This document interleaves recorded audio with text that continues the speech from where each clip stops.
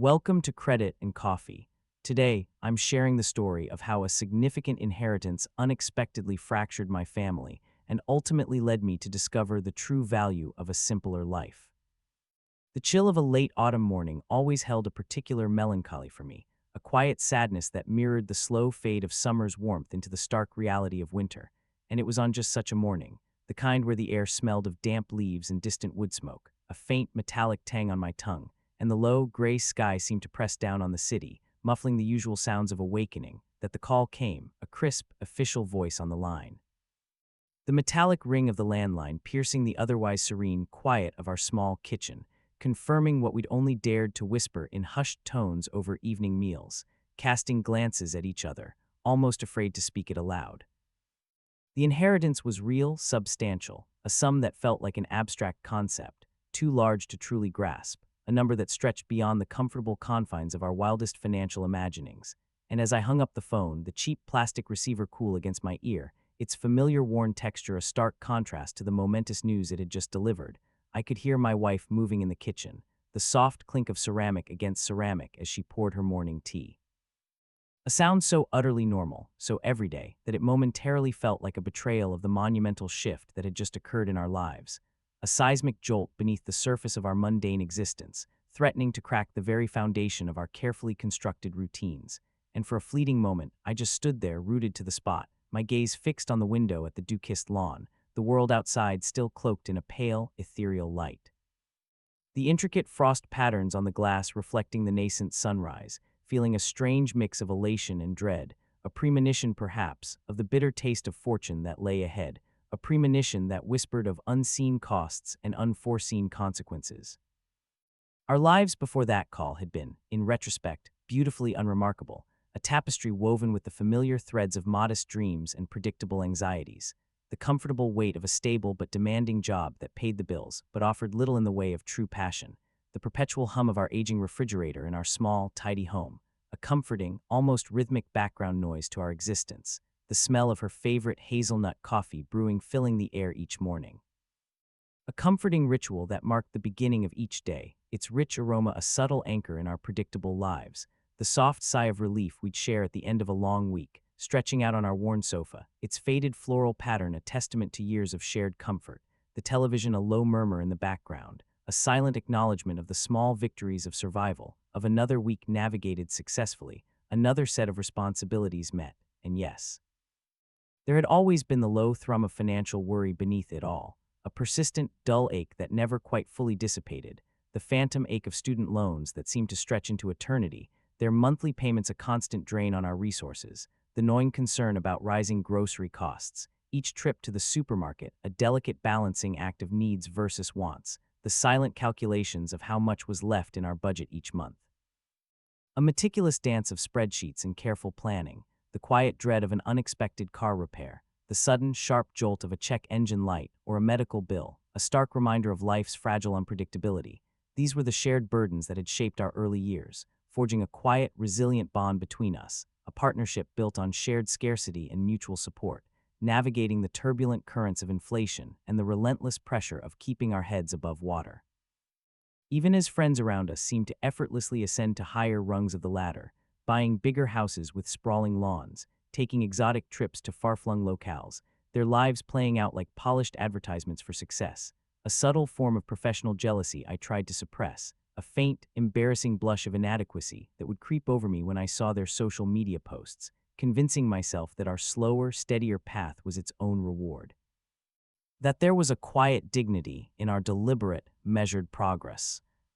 My older brother, a man of restless energy and an almost reckless optimism, his eyes always scanning the horizon for the next big opportunity, had always viewed our cautious approach with a mix of bemusement and thinly veiled impatience, his own life a whirlwind of grand schemes and ambitious ventures, each one promising a breakthrough, a path to untold wealth, a dizzying ascent to financial freedom, and I remembered countless family dinners where his voice would rise above the polite chatter.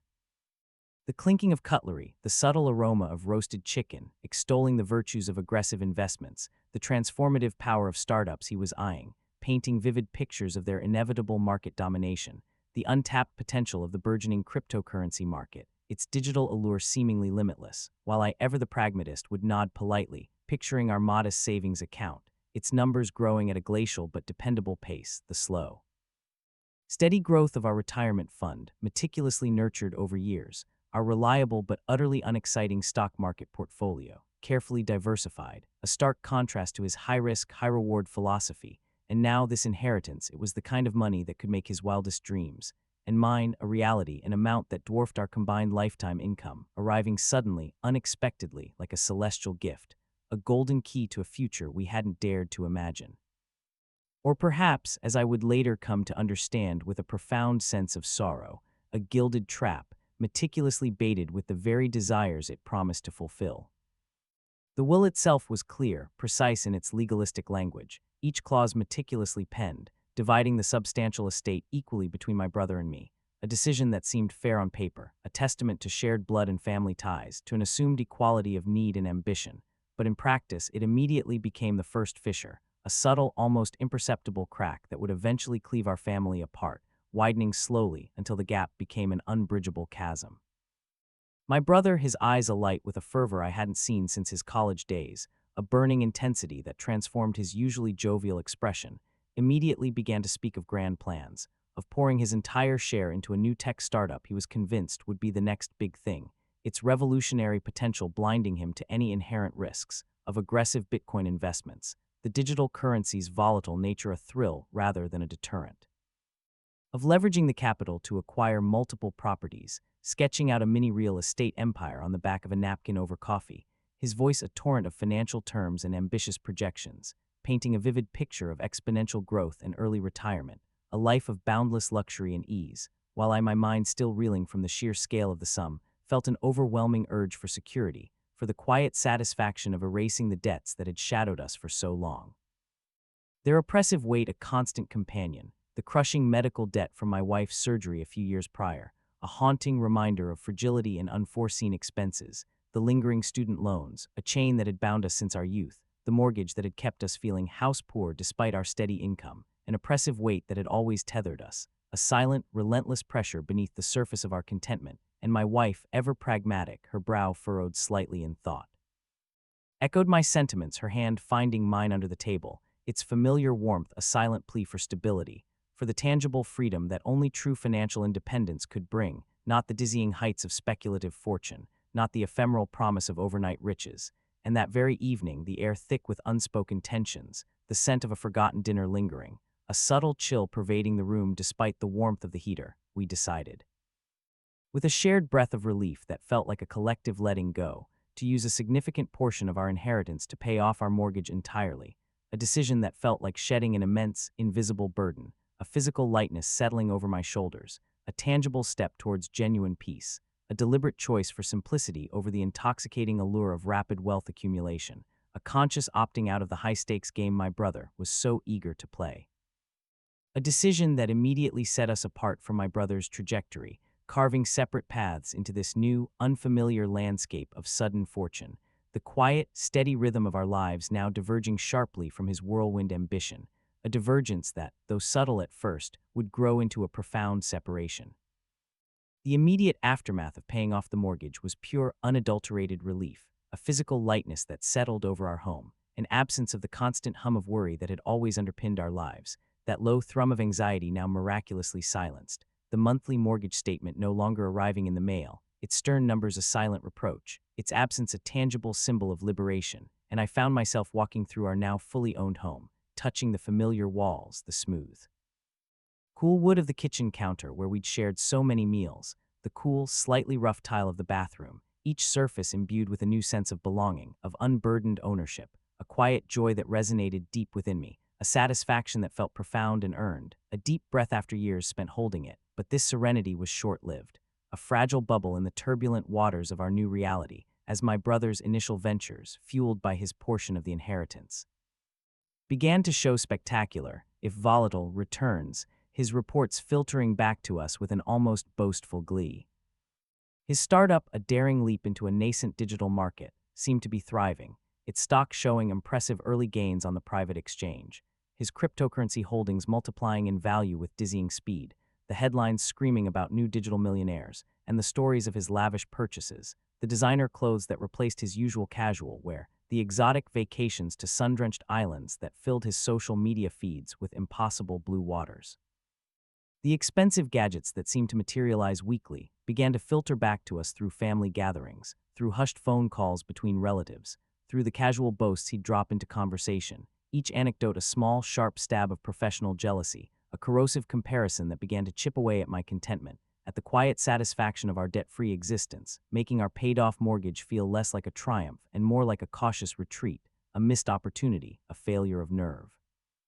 A moment of weakness rather than strength, and the subtle shift in social dynamics was palpable, the way friends would gravitate towards him at parties, drawn by the magnetic pull of his newfound affluence, their questions laced with admiration, with a hint of envy about his latest investments, his aggressive risk management strategies, the details of his burgeoning portfolio, while our quiet, comfortable stability seemed to fade into the background, perceived perhaps as a lack of ambition. A conservative approach that felt almost quaint in comparison to his dazzling ascent, his audacious leaps of faith, and I found myself, despite my earlier resolve, despite the peace I had felt, starting to second-guess our choices, the quiet desperation of keeping up appearances in our increasingly affluent neighborhood starting to weigh heavily on my spirit, a silent, insidious pressure to match the escalating material expectations around us. To justify our choice for stability against the backdrop of glittering, seemingly effortless wealth, the once clear line between contentment and ambition blurring into a confusing, unsettling gray. The pressure mounted subtly at first, a whisper of inadequacy that grew into a persistent hum, the once comforting silence of our debt-free home occasionally punctuated by the nagging thought that we weren't truly maximizing our potential, that we were squandering a once-in-a-lifetime opportunity, a chance to truly break free from the constraints of our past, and the memory of my brother's easy laughter, his confident pronouncements about the exponential growth of his Bitcoin portfolio. The impending IPO of his startup, its value projected to skyrocket, began to haunt my waking hours, eroding the peace I'd found in our simpler existence, that quiet sense of achieved liberation now overshadowed by a creeping sense of regret, and it was then that a close friend, a charismatic figure whose eyes sparkled with an almost childlike enthusiasm for new ventures, who had always seemed to possess an uncanny knack for spotting profitable trends. His advice, often peppered with insider jargon and confident predictions, approached me with an investment opportunity, his voice low and conspiratorial over coffee at our usual corner cafe, the scent of roasted beans and warm pastries filling the air, a relatively unknown tech company with a revolutionary product. He assured me, sketching diagrams on a napkin, its potential to disrupt the market undeniable. A ground floor chance to participate in what he confidently predicted would be the next big thing, a chance to finally catch up, perhaps even surpass, my brother's meteoric rise, to silence that insidious voice of comparison that had taken root in my mind, and swayed by a potent cocktail of ambition, regret, and a desperate desire to silence the insidious voice of comparison, to reclaim a sense of competitive pride, I made my first major mistake.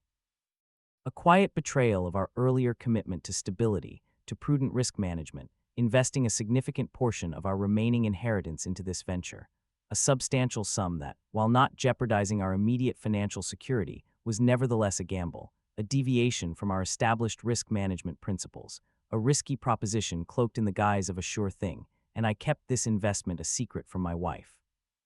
The first truly significant secret I had ever held from her, a small, corrosive lie that began to eat away at the foundation of our trust, a quiet erosion that I could almost feel, the weight of that secret growing heavier with each passing day, a clandestine hope for a financial windfall that would somehow justify my actions, alleviate the subtle marital strain that had begun to creep into our relationship, a silent argument about priorities, about the unspoken pressure to maintain a certain lifestyle.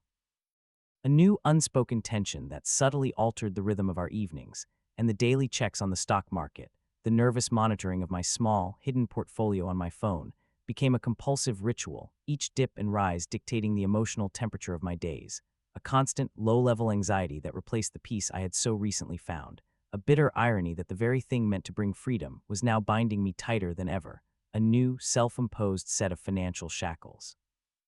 The early days of that investment were a roller coaster of false hopes and crushing disappointments, the company's stock price fluctuating wildly, each downward dip sending a cold wave of fear through me, a tightening in my chest, a sudden, clammy sweat, each upward surge a momentary, exhilarating rush, a brief, intoxicating glimpse of the success I craved, but the promised growth never materialized, the revolutionary product failing to capture the market.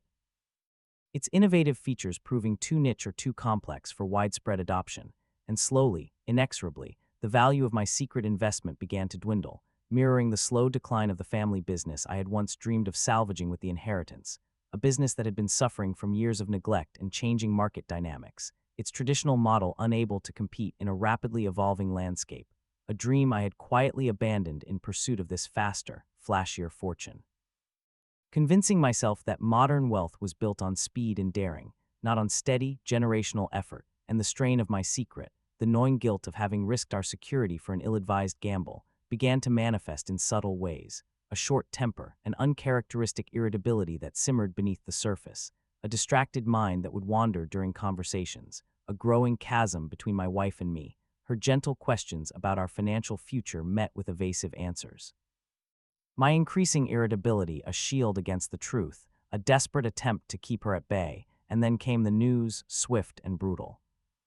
The startup collapsed, its initial promise dissolving into a bitter dust of bankruptcy, its highly touted innovation proving insufficient to secure its survival, the investments worthless, a complete and utter loss, the money simply gone, vanished into the ether of failed ambition and poor judgment, leaving behind only a hollow echo, and the confession when it finally came was agonizing, the words tumbling out in a torrent of shame and regret, a dam breaking under the immense pressure of my deceit.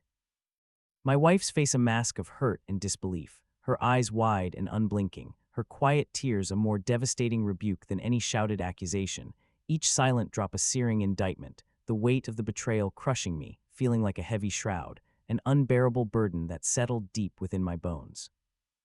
The inheritance, once a symbol of liberation, had become a catalyst for division, eroding the very trust that formed the bedrock of our life together, leaving behind a raw, exposed wound that throbbed with every silent moment, every averted glance, a profound emptiness where shared dreams had once resided.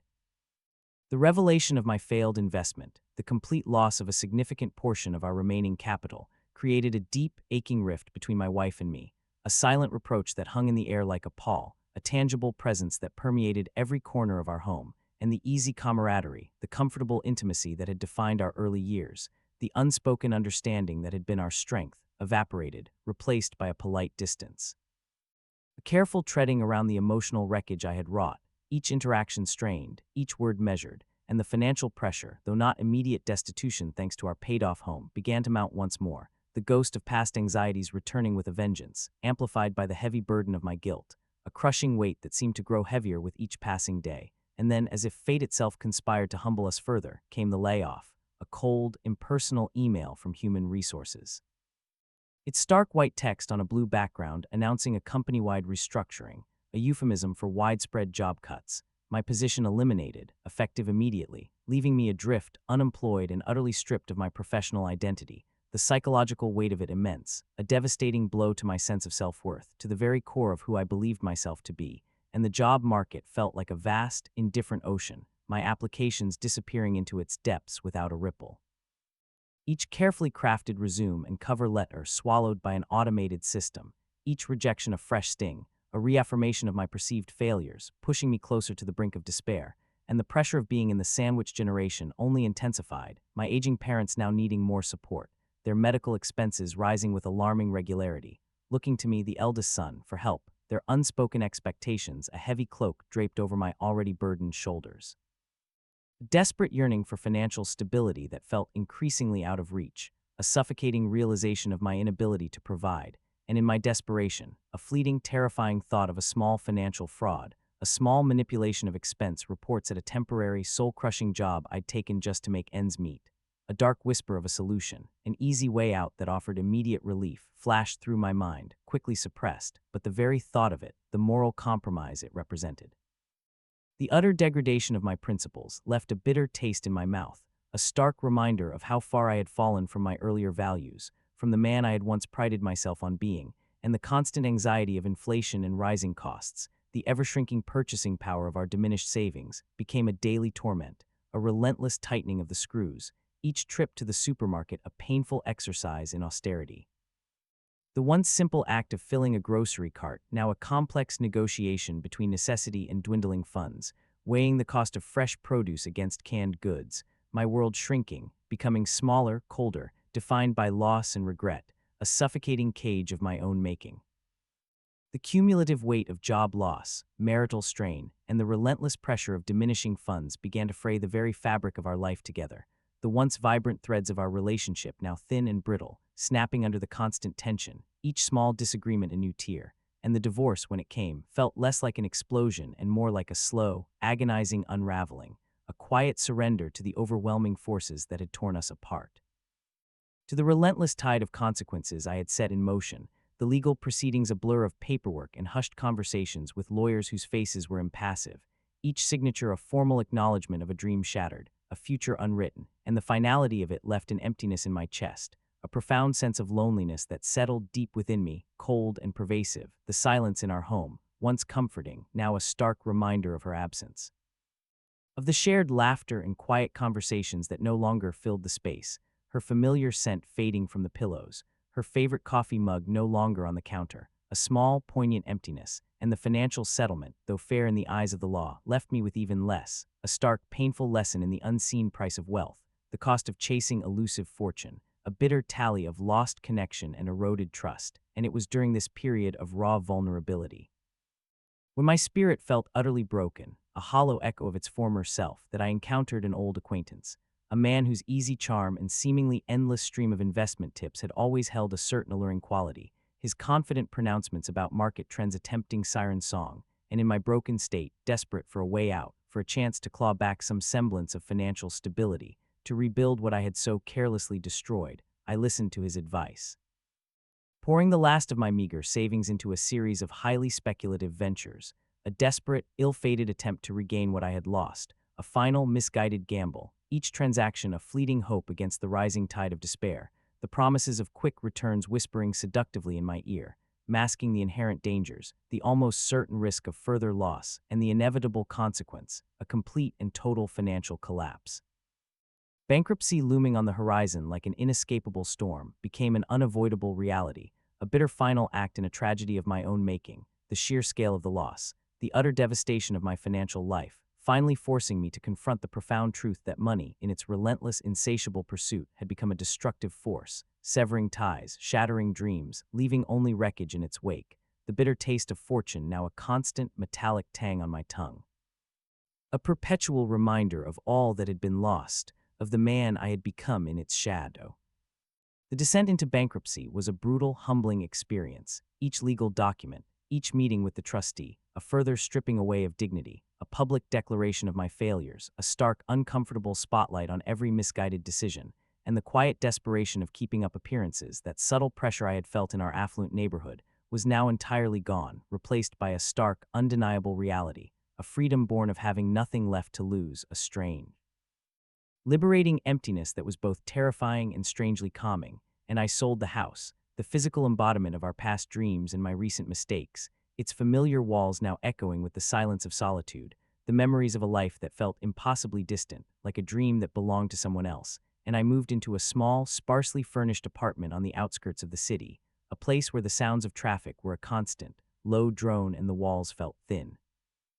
revealing the muffled lives of my neighbors, the faint scent of their cooking, the murmur of their televisions, a stark contrast to the quiet comfort and privacy of our former home. And for a long time there was only a profound sense of loss, a heavy, aching grief for the life I had destroyed, for the wife I had driven away, for the brother with whom I no longer spoke, our family fractured beyond repair by the very wealth meant to uplift us. Our relationship a casualty of financial dispute and unmet expectations, and I spent countless hours alone, staring out my window at the gray expanse of the city, the endless procession of cars on the street below, replaying every decision, every misstep, every moment where I had compromised my values, chasing a shadow of prosperity that had always receded just beyond my grasp, the lingering regret of following bad investment advice from a friend, now a dull, persistent ache in my chest. A constant reminder of my misplaced trust, my desperate need for external validation, and it was in this crucible of loss and solitude that a profound shift began to occur, a slow, quiet reevaluation of what truly mattered, the shimmering allure of wealth replaced by a deep, aching yearning for simplicity, for authenticity, for the quiet peace I had once dismissed as insufficient, realizing that the golden handcuffs of a high salary, that soul-crushing job I'd once accepted in pursuit of more, had trapped me in a life I truly disliked, a life devoid of genuine connection or purpose, and now, stripped of all those external trappings, I found myself confronting the raw, unvarnished truth of my own being, a painful but ultimately necessary reckoning with my core values, a silent, internal pilgrimage back to who I truly was. The process of rebuilding was slow, deliberate, a quiet act of rediscovery, piece by painful piece, like putting together a shattered mosaic, and I found a new job, not a high-powered, high-paying position that demanded my soul, but one that offered a quiet satisfaction, working with my hands in a local community garden, the scent of damp earth and growing things a balm to my soul, a stark contrast to the sterile, ambition-driven environments of my past. The harsh fluorescent lights replaced by the gentle glow of the sun, and the simple rhythm of the days, the feel of rich, dark soil beneath my fingernails, the quiet miracle of a sprouting seed pushing its way through the earth, began to heal the wounds that wealth and its pursuit had inflicted, a gradual restoration of my spirit, and I started volunteering at a local shelter, finding unexpected joy in the small, anonymous acts of kindness, in the shared smiles and quiet conversations. Connecting with people not through their bank accounts or their professional titles, but through the shared humanity of struggle and resilience, through the simple act of presence. And slowly, gently, the bitter taste of fortune began to recede, replaced by the sweet, earthy flavor of a simpler, truer life, a life where small joys like the warmth of the sun on my face, the quiet rustle of leaves in the wind, the comforting weight of a well-worn book in my hands, its pages soft with age, held more value than any investment portfolio, any soaring stock price, any fleeting material possession, and I learned to be content with what I had, to find gratitude in the absence of debt, in the quiet solitude of my small apartment, in the unexpected connections forged in shared purpose, in the profound sense of peace that came from truly living within my means, and the memories of my wife, though tinged with a gentle bittersweet sadness, no longer carried the sharp sting of regret. But a quiet understanding, a recognition of the good we had shared before the inheritance became a wedge between us, a force that distorted our priorities and dimmed our affection. And I sometimes think of my brother, of his perhaps continued pursuit of fleeting riches, of the endless cycle of ambition and acquisition, and I wish him peace, understanding now that his path, though different, was born of his own desires, his own struggles, just as mine had been.